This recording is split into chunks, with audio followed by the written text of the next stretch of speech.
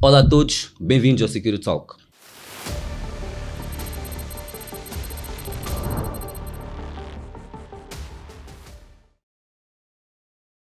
Hoje vamos falar de um tema extremamente interessante, que é o papel do Chief Information Security Officer nas empresas.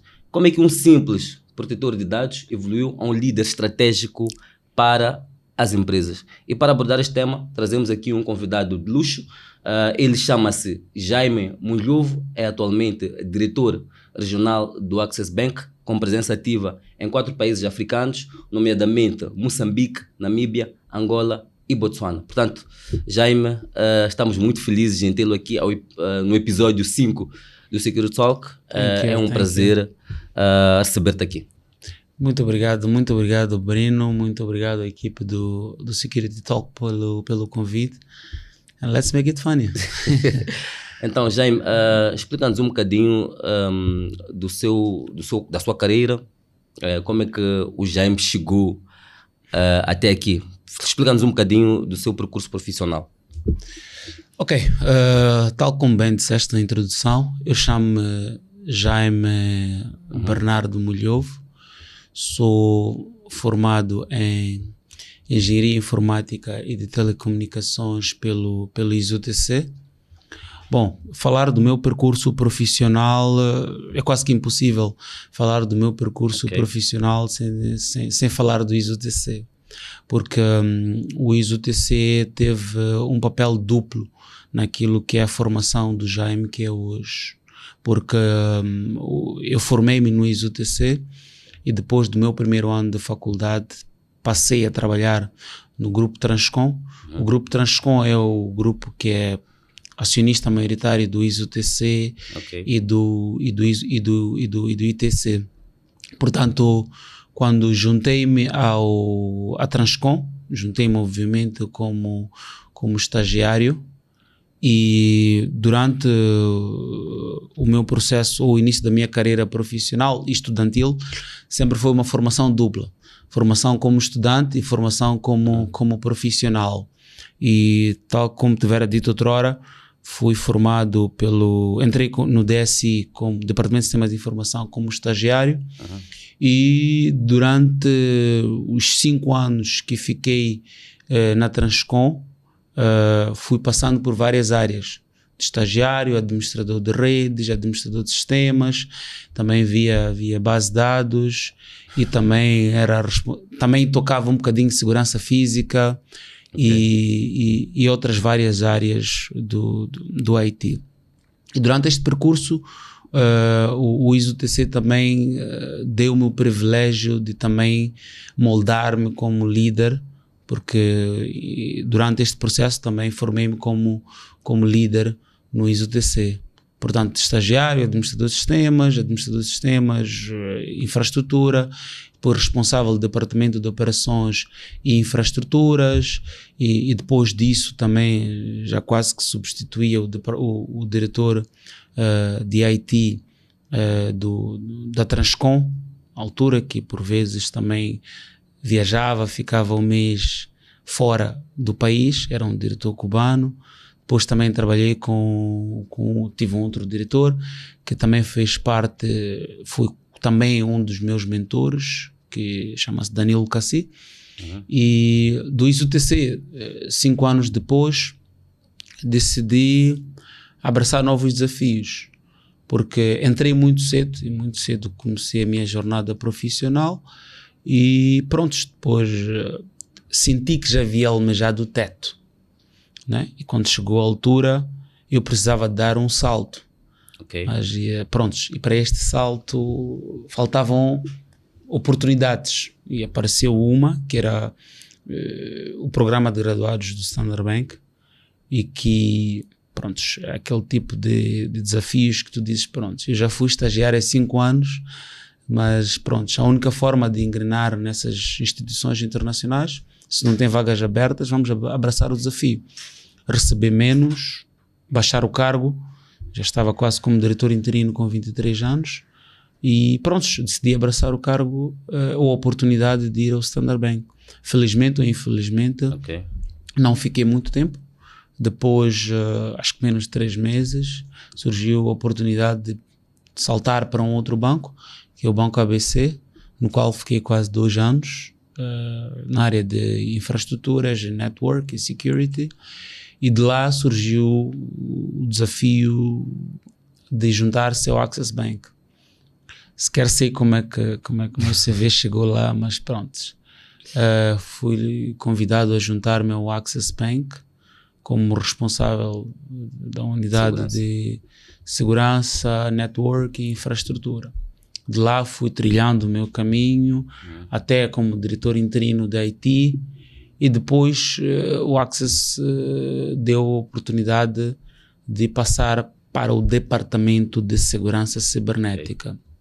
E de lá o mindset sempre foi o mesmo, tipo, 2 principais drivers daquilo que é o Jaime. Primeiro porque o ISO-TC é uma fundação. A estrutura da casa, a estrutura do Jaime que é hoje. Começou no ISO-TC. E o ISO-TC deu-me pilares extremamente fortes na fundação. Eu tive uma fundação muito sólida. Tudo que sou hoje, ou as posições que neste momento ocupo hoje, foi graças à fundação. Por isso é que eu sempre digo a todos os técnicos que querem entrar na área de tecnologias de informação, é sempre muito importante ter uma boa base. Okay. Então, no Access Bank, depois passo para a área de segurança cibernética, que é paralela ao IT, mas é um departamento à parte. Tendo tido a oportunidade de fazer parte de um dos fundadores do departamento do IT, tive a oportunidade de ser o fundador do departamento de segurança cibernética. E, como deves imaginar, é criar um departamento sem muitas referências locais, mas obviamente suportadas por aquilo que são as diretrizes do grupo. E pronto, de lá, durante o período que eu estive a desempenhar as funções como diretor local de segurança cibernética, apareceu a oportunidade de aplicar para a posição de diretor de segurança cibernética para a África Austral. Olhando um pouco para o meu percurso, sempre fui pondo um sapato maior do que eu podia calçar, e este não seria um deles que não havia de aceitar. Então concorri, apliquei, e de lá passei para a área de segurança cibernética. É lá onde estou até hoje. Ok. O Jaime trabalha em 4 países distintos, completamente distintos, que é Moçambique, Namíbia, Angola e Botsuana. Como é que adapta a sua estratégia de segurança à realidade específica de cada país? Pronto, na verdade são 5, contando com Zâmbia. Sim. Mas em inglês diz tipo, não existe uma fórmula, não existe uma estratégia que seja eficiente para todos os países. Então, obviamente que o passo número 0 é entender a realidade local, ok? Porque a maturidade da segurança cibernética difere de país a país. Existem países que eu digo, quote in quote, entre aspas, que é ligeiramente mais fácil, não diria, mas pronto, é ligeiramente mais acabarei mais por dizer, maduras em termos. São países que são mais maduros em relação à segurança cibernética e proteção de dados, porque já existem leis e normas que regem de do's and don'ts, ok? E fica muito mais fácil porque, comparando aos outros países, porque existindo normas, por mais que tu não queiras investir na área de segurança cibernética, se existem normas, as normas estão para regir e para ser cumpridas. Então, olhando para a África Austral, que é basicamente a região que a qual eu sou responsável, a maturidade difere de país a país. Nos países onde as leis de segurança cibernética e proteção de dados já existem, prontos, obviamente que a lei tem sempre primazia, né? Então é ligeiramente mais fácil. Então, nos países onde as leis de segurança cibernética e proteção de dados ainda estão em implementação, obviamente nós implementamos, obviamente, a experiência que nós temos por estar em 24 países, em 15 países em África. Não precisamos reinventar a roda, né? Porque existem padrões e frameworks internacionais a ser seguidos. Mas, tal como eu tivera dito outrora, o passo número 0 é entender a maturidade local, a maturidade digital local, E depois disso nós percebemos como é que nós vamos implementar e que estratégia implementar, porque não é possível proteger tudo ao mesmo tempo. Ok. Então é sempre importante nós percebermos qual é a maturidade do país, e depois de perceber a maturidade do país, nós já vamos saber qual é que vai ser o roadmap a implementar. Mas obviamente esses países têm sempre aqueles pontos de interseção. Pontos de interseção são aqueles teus 10 mandamentos, tu dizes, independentemente do país onde eu for, esta checklist de controles deve estar lá. Ok. Ok? Mas obviamente complementado daquilo que vai ser o outcome da análise local. Ok. E, bom, pronto. O Jaime está no setor bancário e já tínhamos falado nos episódios anteriores sobre os ataques que os setores bancários, que o setor bancário, assim é que é, tem vindo a sofrer. Como é que a segurança no setor bancário deixa de ser um escudo e passa a ser, por exemplo, uma vantagem competitiva? Assim, principalmente em países como nossos, como que a segurança cibernética ainda é um tema emergente, com certeza que usar a segurança cibernética como vantagem competitiva seria, quando tu pensas em segurança, pensas em confiança. Significa que é implementar estratégias que permitam transmitir confiança aos clientes que nós servimos. Então tudo gira em torno de transmitir confiança àqueles que são os nossos clientes. Okay. E como é que nós podemos, por exemplo, equilibrar o papel de guardião de segurança com um facilitador de inovação digital, por exemplo? There are plenty ways of... Tem muitas formas de fazer isso, ok? Mas a principal, tal como eu tiver dito, é importante nós estamos num processo ou numa fase de mudar o paradigma ou de fazer as pessoas perceberem qual é que pode... assim, do que é segurança cibernética, né?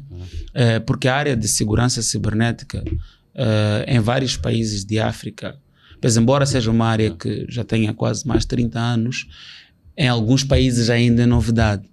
Principalmente porque as pessoas não entendem qual é que pode ser o impacto de um risco cibernético, de um incidente cibernético, um risco ao materializar-se ou de um incidente cibernético, ok? Então, as melhores formas de equilibrar isso é que, anteriormente, os técnicos de segurança cibernética, inclusive até agora, algumas pessoas veem os departamentos de segurança cibernética como quem só bloqueia. Ok? As pessoas só bloqueiam, impedem, só atrasam as coisas, porque numa altura em que nós queremos entregar aquilo que chama-se time to market, as pessoas querem entregar os produtos e as plataformas muito rápido. Existe uma necessidade primeiro de equilibrar. Ok? Equilibrar, eu digo, por que eu digo equilibrar? Porque quando a área de segurança cibernética funciona como pastores a explicar aquilo que chama Security by Design. Ok? Security by Design é porque tu tens duas formas. Tu podes ignorar aquilo que... Vamos pegar o desenvolvimento de uma aplicação, aquilo que chama-se SDLC, Software Development Lifecycle. Alguns desenvolvedores podem só pensar em ter a solução up and running e funcional e a ser utilizada. Mas de que adianta teres uma solução? Porque tu podes ter uma solução que tu lanças e é utilizada, ok? Mas numa era de transformação digital, do mesmo jeito que nós estamos a desenvolver digitalmente, os criminosos cibernéticos desenvolvem conosco. No minuto que tu lanças uma aplicação ou uma plataforma digital, no segundo a seguir, há um criminoso cibernético a tentar explorar esta aplicação. Ok, então de que adianta tu fazeres uma festa grande, a anunciar o lançamento de uma plataforma que no dia seguinte pode ser comprometida com um ataque cibernético? Então, a partir do momento que tu desenvolves uma plataforma operacional, funcional e segura, nos mercados em que nós estamos a operar, principalmente agora que a segurança cibernética é um tópico novo, pode-se considerar a segurança cibernética como uma vantagem competitiva. Tal como eu disse, segurança gera confiança. Então, principalmente para nós que provemos serviços a clientes, é importante garantir que qualquer serviço que nós prestamos aos nossos clientes geram confiança. O Jaime também é responsável pelo Centro de Segurança Cibernética de Moçambique. Nós, em Moçambique, temos um grande déficit, que é a questão da falta de informação, não é? Nós, infelizmente, muitos de nós não têm essa cultura de literacia digital. Qual é o papel, por exemplo, do Centro de Segurança Cibernética na questão de educar a sociedade sobre os seus direitos digitais, por exemplo? Prontos, acabas de dar a resposta, ok? Porque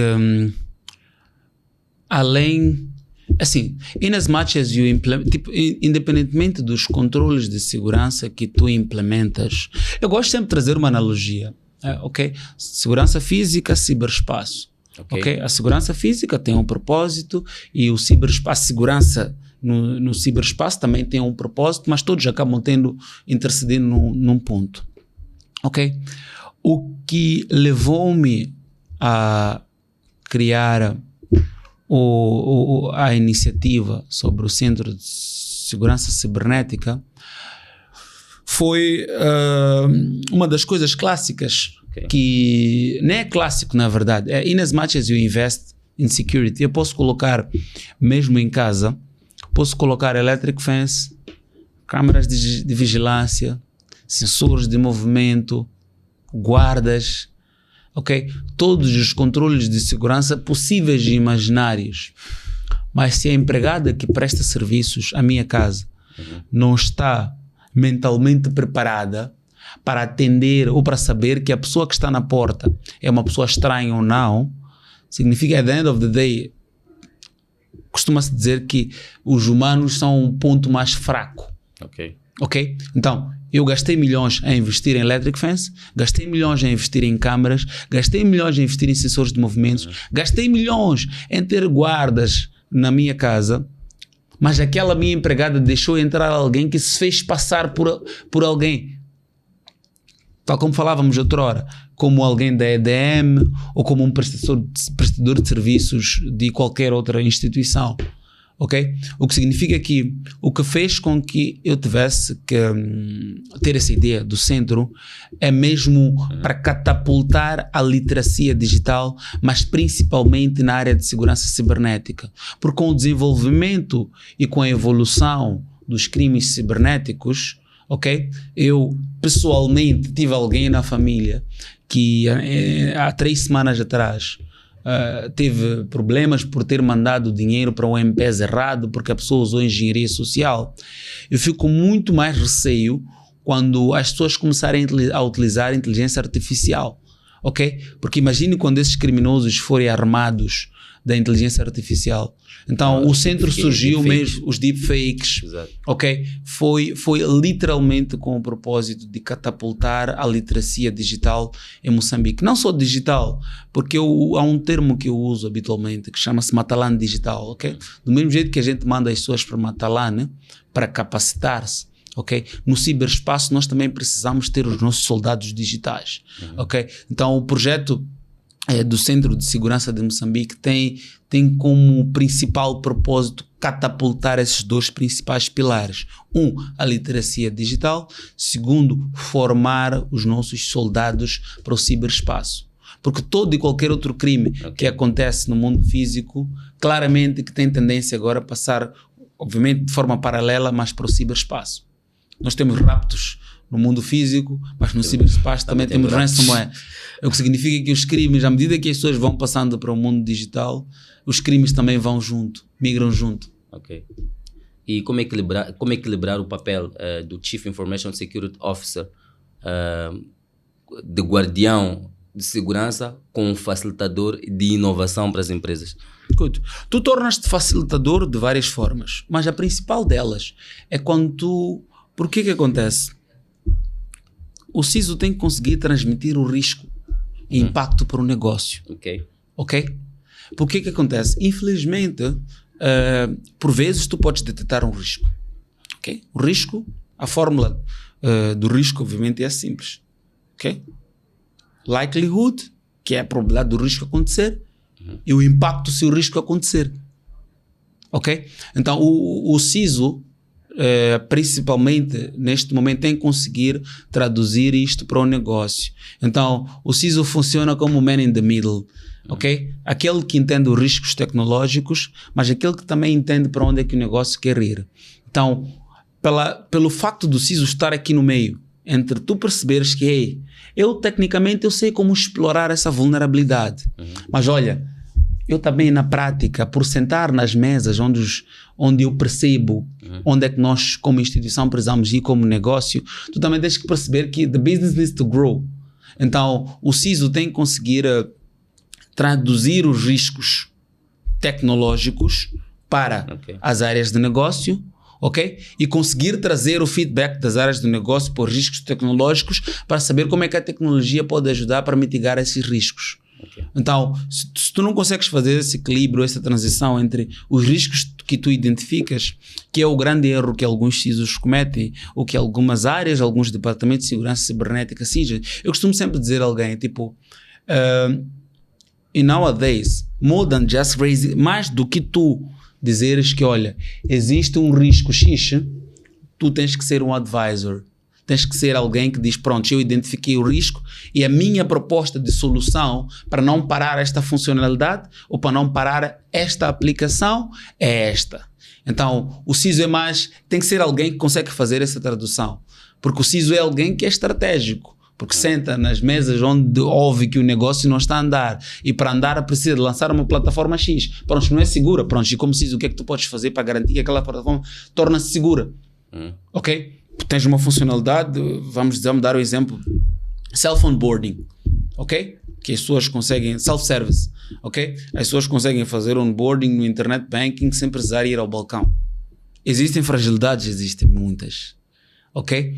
Mas agora, quais é que são os controles de segurança que tu podes implementar para garantir que tu mitigas aquelas fragilidades que tu já identificaste? Contudo, tu ficas na balança, tipo, you know what is the risk? Qual é o risco? O que é que o negócio precisa e qual é que é o advice qual é que é a recomendação que tu tens que dar ao negócio. E como é que a colaboração entre os países africanos pode fortalecer a segurança, não é, da região, do setor financeiro neste caso? Muito particular. Porque de várias formas, ok? Eu costumo dizer isso, tem aquilo que chama-se, são 3 camadas, ok? There is Global Risk Landscape, que é quais são os ataques cibernéticos que acontecem, os riscos ou ataques cibernéticos que acontecem a nível do mundo. So that you can see, tipo, olha, se fores olhar para a segurança física, é como se alguém tivesse dito, olha, nos Estados Unidos alguém conseguiu entrar numa casa que tinha electric fence, sensor de movimentos, câmeras e tudo mais, usando o método X. Ok? Tu estás sempre a par do que é que está a acontecer a nível mundial. Que é Global Threat Landscape, que é o que é que está a acontecer, que é para garantir que se alguém local usar aquele mecanismo, pelo menos já estarás alguns step ahead. Tem aquilo que chama-se Regional Threat Landscape. O Regional Threat Landscape é o que é que está acontecendo nos meus vizinhos? Porque se o teu vizinho foi assaltado, imagina assim, o teu vizinho de lado foi assaltado, alguém entrou, levou uma botija e tu mas aquele vizinho não tinha câmeras. Não, pá, não entraram dali. Mesmo com as câmeras, eles encontraram um ponto cego, porque o nosso vizinho de lado tem um ponto cego e eles saltaram para entrar lá na casa. Contudo, a vantagem de como é que os países podem ajudar é que a maturidade da segurança cibernética na região difere. Em alguns países que existem regulamentos. Por que eu gosto de regulamentos? You know what is right, what is wrong. Ok? Se nós acordarmos, Brino, o horário de entrada é 8 horas. Ok? Significa que se entrares às 8h15, tu não vais me detestar se eu disser que não cumpriste com o que nós acordamos. Sim ou não? Porque a lei vem sempre em primeiro lugar. Que é o que nós acordamos. Então há países que têm várias leis, lei de proteção de dados, lei de segurança, lei nacional, o regulamento nacional de segurança cibernética, ok? Nós, obviamente, no setor bancário temos agora o aviso 2, ok? Que são 69 artigos, dividido em 9 principais domínios, que é um conjunto de coisas que nós temos que cumprir para garantir que nós estamos em conformidade com aquilo que o regulador diz que é a matriz ou a matriz de risco cibernético, Ok. certo? Então, poder ter essa visão helicopter view é que mesmo quando eu vejo, por exemplo, em Moçambique, pronto, algumas coisas prefiro não dizer, mas existe uma fraude clássica que é o SIM swap. Não sei se o Brino já ouviu. Não, por acaso não. O SIM swap é o mecanismo que os defraudadores usam, que olha, para tu poderes fazer uma transação, eu preciso, no internet banking, preciso ter o teu username e a password. Mas falta mais uma coisa, que é o número de telefone ou o e-mail onde eu vou receber a OTP para poder fazer a transação. Porque só com o username e a password eu só consigo fazer login. Isto é clássico aqui em Moçambique. Ok? Agora, cabe. Isto é it's local threat. Eu não diria local, porque também acontece nos outros países. Ok? Então, eu já sei que em Moçambique há vários crimes cibernéticos ou ataques cibernéticos que acontecem porque, Brino, nem precisa ainda entrar em nenhuma ferramenta de hacking. Brino, tu trabalhas numa das operadoras, eu trabalho no banco. Let's make it happen. Okay, não vou descascar, mas pronto. A vantagem de poder olhar é que a maturidade dos diversos países permite estar 20 passos acima, ou levares a maturidade de um país, implementar aqui, ou perceberes o que é que está a acontecer no outro país, implementar Exatamente. aqui. É mais ou menos isso. E para essa questão da proteção contra ataques cibernéticos, para algumas empresas exige um bocadinho mais de um orçamento elevado, não é? E para aquelas empresas, por exemplo, que não têm, digamos, não têm recursos, que outras estratégias podem, por exemplo, adotar? Qual foi a última vez que trocaste a password? Eu não me recordo. Se calhar há um ano, não sei. It starts from there. Ok? Nós não precisamos correr para... Porque a segurança cibernética tem vários pilares, né? Onde o que é mais conhecido, obviamente, é o pilar da segurança ofensiva, que é quando acontece um crime cibernético. Mas começar com políticas, com coisas tão básicas como a tua porta de entrada, para tu entrares, o que é que tu usas para entrar na tua casa? A chave para abrir o portão. Good. Mas quando ficas mais próximo da tua casa, tu não tens só fechadura. Em alguns sítios, pelo menos na varanda, tens mais alguma coisa. Tem mais um portão. Tens mais um portão e tens cadeado. Tem um cadeado. Porque tu dizes que aqui já estás a entrar num sítio que tem coisas muito importantes. Depois tem uma porta ali à frente. Tem mais uma porta. E tem uma outra chave, não é? Então, no ciberespaço é exatamente a mesma coisa. A tua porta de entrada no mundo digital, o que é? É sempre o teu username e a tua password.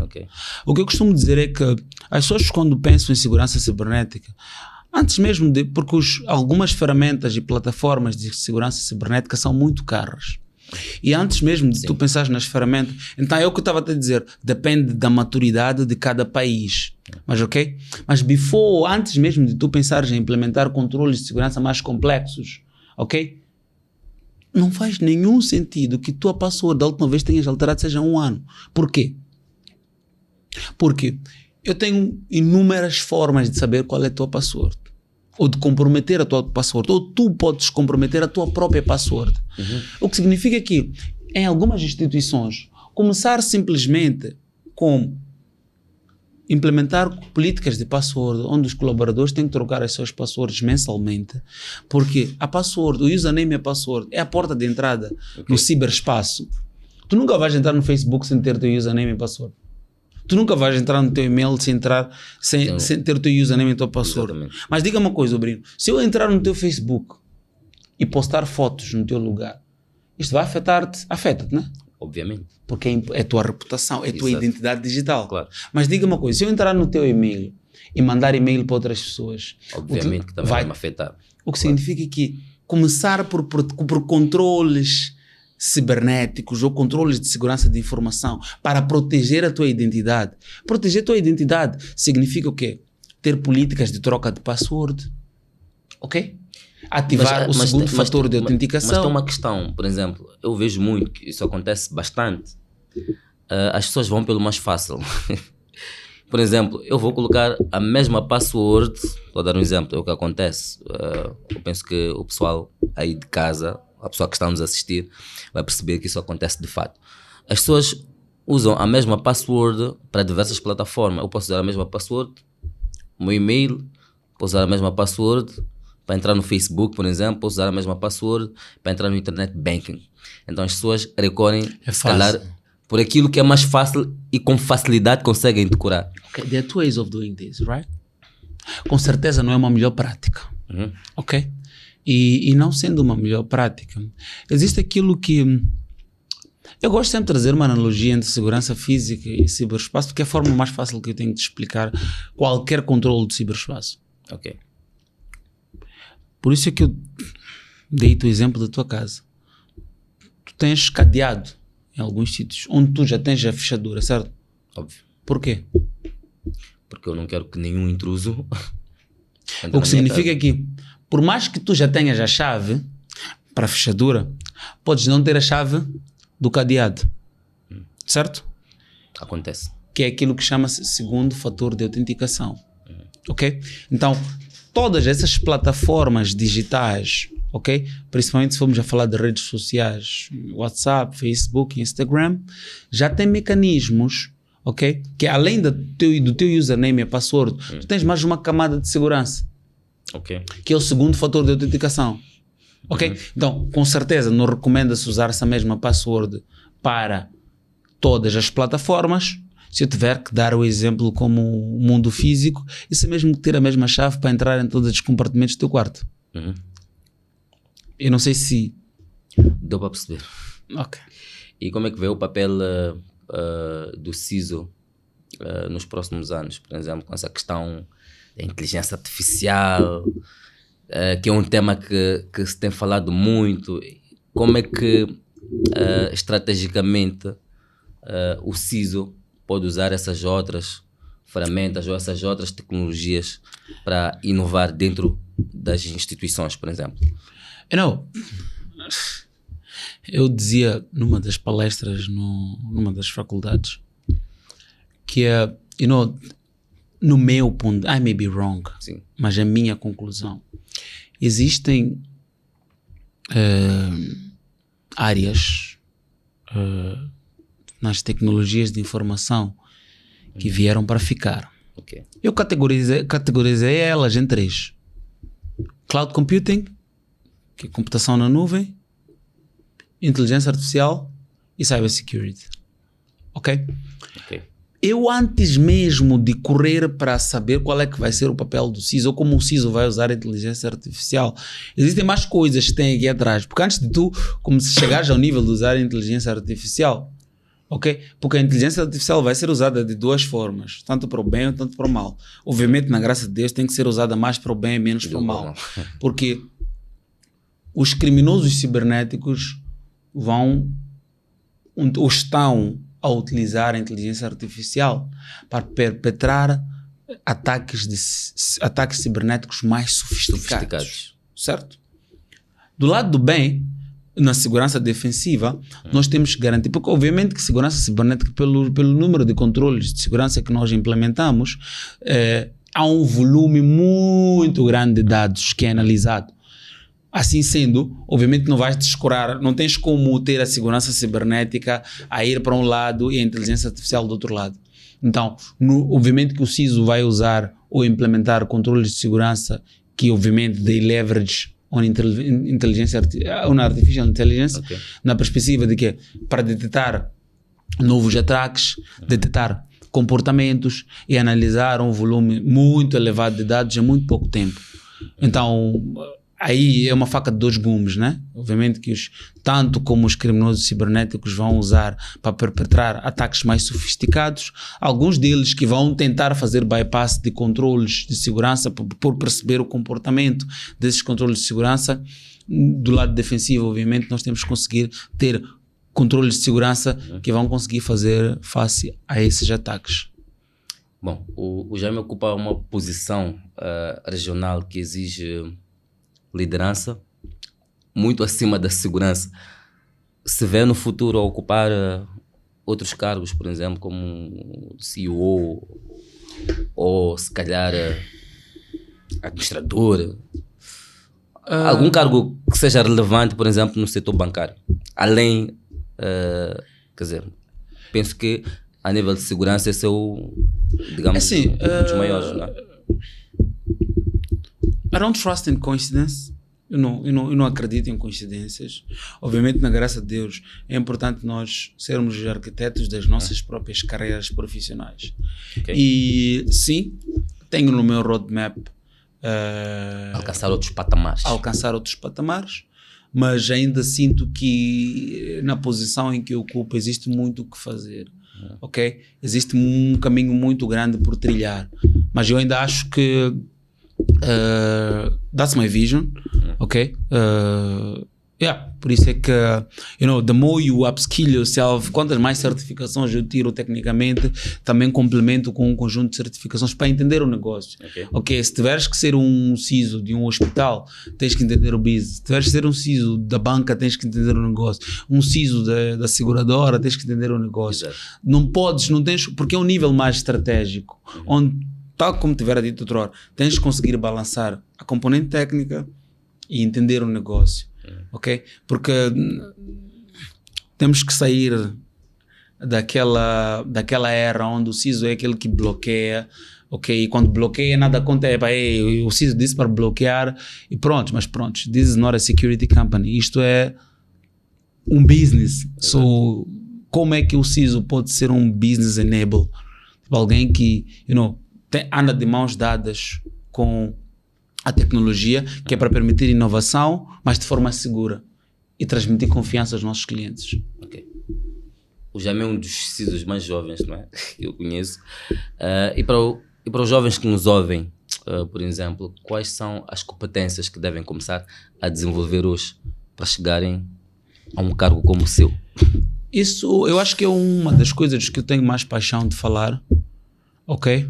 Eu costumo dizer que se um dia eu deixasse de trabalhar e me perguntassem o que eu faria sem receber, seria mesmo dar aulas e desenvolver pessoas. It's something that I really like. Ok? E chegar eu ainda não cheguei a nenhum sítio porque eu ainda acho que há muito que trilhar. Ok? Mas há uma infinidade de coisas. Provavelmente dividiria elas em 3 principais pilares. Ok? O primeiro pilar é que é importante incutir nas nossas cabeças que a sapata é muito importante. Porque se eu vou fazer uma casa, por isso é que os mestres, sempre que chegam na obra, onde pedem a planta, tens de saber que tipo de casa tu queres fazer. Exato. You are doing your podcast.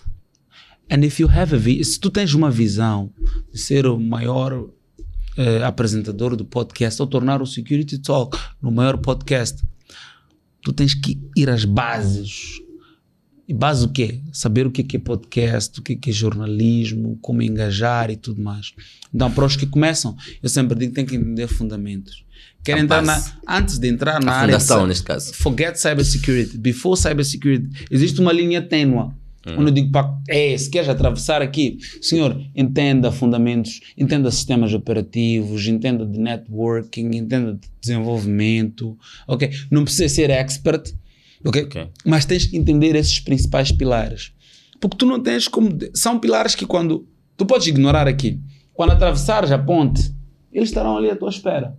Porque os jovens têm a concepção muito errada. Não é... Pronto, eu preciso dizer que é errado. Que cybersecurity é só clicar num botão e você já é aquilo. Which is something that goes completely beyond that. Ok? Este seria o primeiro pilar. Perder muito tempo com os fundamentos. Okay? Eu até hoje, quando não entendo uma coisa, eu prefiro ir para a definição do dicionário. Ok? Definição começa a perceber definição, o que é segurança cibernética. Ok? E qualquer termo técnico que eu procuro aprender hoje, ou nos dias de hoje, eu começo pelo dicionário, pelo termo técnico. Eu tenho que entender costuma-se dizer, se tu não consegues explicar uma criança de 5 anos, tu ainda não entendeste. Ok? Então este é o primeiro pilar. fundação. Ok? O segundo principal pilar, ok? Para quem quer entrar na área de segurança cibernética, ou para quem está, ou para quem quer destacar-se, ou para quem quer continuar a crescer, é o que falámos outrora, que é conseguir transmitir os termos técnicos, os riscos técnicos de segurança cibernética numa linguagem simples e perceptível para o negócio ou para os decisores, ok? Porque imagina o seguinte cenário, Brino. Tu tens uma tua aplicação, lançaste uma aplicação bonita e boa, ok? Para o teu banco, ok? Security Talk Bank. No dia, o que acontece é que em Moçambique as instituições só vão lembrar que existe a área de segurança cibernética no dia em que tiverem um ataque cibernético. Okay. Ou as instituições só vão ter a necessidade de ter uma área de segurança cibernética no dia em que realmente tiverem um ataque cibernético. No dia em que souberem que é importante ter um plano de resposta a incidentes cibernéticos, ok? Porque é o dia em que sometimes we take things for granted. Tipo, nós levamos, não sei como traduzir isso, porque tipo... Não levamos nada como garantido. Nós levamos coisas como garantido. Okay. Tipo, tu achas que é normal ter energia, achas normal ir à ATM, tirar dinheiro, achas que é teu direito, é teu dever. Mas no dia em que tiveres algo, um ataque cibernético, esse já é um exemplo, que compromete a tua infraestrutura crítica, que este podcast que estamos a gravar hoje, tipo, não gravar este podcast porque não tens energia, aí já começas a... Tem que ter um gerador, tem que... Não só, o que aconteceu? Ok? Quando descobrires que é quando tu já começas a perceber o impacto, ok? Que um ataque cibernético pode ter, seja reputacional, interrupção de serviços, ok? E fuga de dados. Mas começas a pensar nos planos de contingências. Como é que eu posso evitar com que esses ataques sejam exatamente efetivados? Isso. Porque o plano de contingência existe tanto no mundo físico quanto no ciberespaço. Okay. Que é o plano, no ciberespaço chama-se plano de resposta a incidentes. E o terceiro conselho, principalmente para eu diria região austral, quote in quote, porque alguns países estão mais avançados, but nevertheless I'll keep saying. Nós temos que perceber que o país, nós, eu e tu, fazemos parte de uma geração privilegiada, onde estamos numa era privilegiada, okay. Porque segurança cibernética é um termo novo em Moçambique, ok? Então, os que querem entrar nesta área têm que também perceber que there are plenty of things, há muitas coisas que podem ser feitas, ok? Mas, nós estamos numa era de muita informação, ok? E pouca capacitação. Tu tens, if you want to be a GOAT in what you're doing in podcast, estás exposto a muita informação, okay. Yeah. Mas as pessoas não têm a disciplina de querer capacitar-se, ok? Eu sempre digo, tudo que eu estou a dizer agora, there is content available over the internet, tipo on the internet. Tu podes entrar, tu podes capacitar-se, ok? Então as pessoas... nós temos que aproveitar... A informação já existe. Só temos que capitalizar essa informação. E o spot on. Então, para mim, obviamente, eu tenho para mim, 2 mantras também. Que é, eu parto do princípio que se eu posso ler, eu posso aprender qualquer coisa. Ok? E existe um erro que é cometido por todos os jovens que entram na segurança cibernética. Categorizaria eles em quantos? Se calhar em 3. Deixa eu ver se eu consigo. O primeiro é correr para hacking, ok? Sem entender os fundamentos, ok? É importante. You will never hack something that you don't know, ok? Imagine, não sei se vai enquadrar-se, but I will still say. Imagine entre alguém que sabe como é que funciona o electric fence e alguém que não sabe como é que funciona o electric fence. Quem tem mais probabilidade de ter sucesso em entrar numa casa que só tem electric fence? É quem sabe como funciona ou quem não sabe? Provavelmente quem sabe como quem funciona, sabe, obviamente. Because he understands how that thing works, right? Então, é importante garantir, porque as pessoas correm para o Kali Linux, correm para os Nmaps, correm para o Metasploit, sem sequer perceber como é que essas ferramentas funcionam, ok? Número 2, as pessoas as pessoas que ingressam ou engrenam na área de segurança cibernética, alguns amadores não entendem o impacto do que fazem. Ou seja, entras na moda, tipo, estás ali, estás a aprender como hackear e depois achas que tu tens a autoridade de fazer o scan da página web do Security Talk, mas tu não sabes que podes ter problemas legais, ok? Isto é uma das coisas que eu acho que os que estão a entrar na área de segurança cibernética têm que tomar muito cuidado. Não focar em hacking, focar em fundamentos e entender o impacto legal daquilo que eles fazem. Ok, então há alguns, tipo, esses são alguns erros que eu vejo algumas pessoas que entram na área que cometem, né? So it's around that. Bom, já chegamos à reta final aqui do nosso podcast. Foi um prazer enorme receber-te aqui. Com certeza que havia ainda muito mais informação por partilhar, mas obviamente acredito eu que não vão faltar oportunidades, porque muito brevemente vamos fazer um evento. Então Jaime vai ser um dos oradores lá do nosso evento sobre security. There is one thing that I like. Eu ficaria aqui a falar, porque estou a exercitar a falar menos, né? Okay. Mas prontos. Eu acho que iniciativas como essas, that's why I support you guys. Eu não pensei duas vezes em vir ao podcast, porque eu acho que esses podcasts vão nos permitir democratizar a segurança cibernética. Okay, as pessoas têm que people need to understand what can be the impact of a cyber attack. Okay, as consequências de tu não ter, de um ataque cibernético. Nós temos que democratizar isso. Então, para mim vir para iniciativas como essas, I will never think twice to support you guys. Nunca vou pensar duas vezes em dar-vos esse suporte. E muito obrigado pelo convite.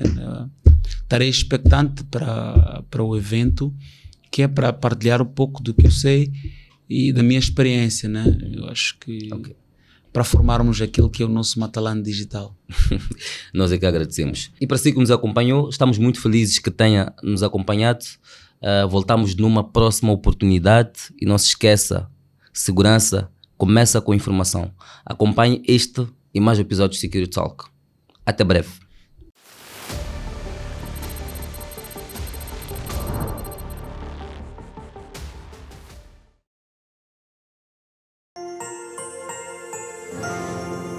Uma realização Fortis Filmes.